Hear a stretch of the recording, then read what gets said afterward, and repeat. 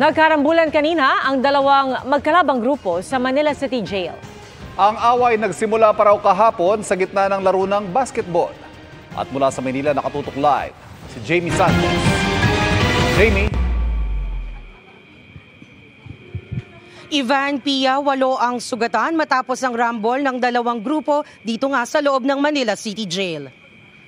Mag-aalas 2 kaninang hapon, nagsagupa ang ilang miyembro ng Sige-Sige Gang at Bahala na Gang. Nangyari ito sa North Sector ng male dormitory ng kulungan. Base sa paunang investigasyon, nagkainitan ang dalawang grupo ng maglaban sa basketball kahapon hanggang sa nagtuloy-tuloy ang kanilang di pagkakaunawaan.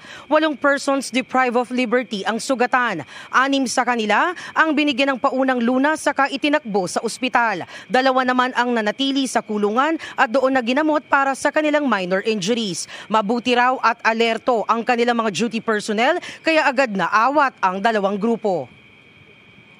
Kinakausap po natin ngayon yung dalawang grupo, yung dorm leaders po nila, para po malaman po yung hindi nila pagkakaintindihan at para mapag-usapan kung paano sila magtutugma at hindi sila magka-clash po ulit.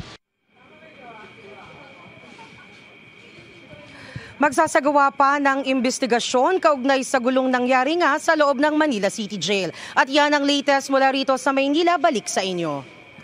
Maraming salamat, Jamie Santos. Mga kapuso, patuloy na tumutok sa mga balita. Mag-subscribe sa GMA Integrated News sa YouTube. Sa mga kapuso abroad, samahan nyo kami sa GMA Pinoy TV at www.gmanews.tv.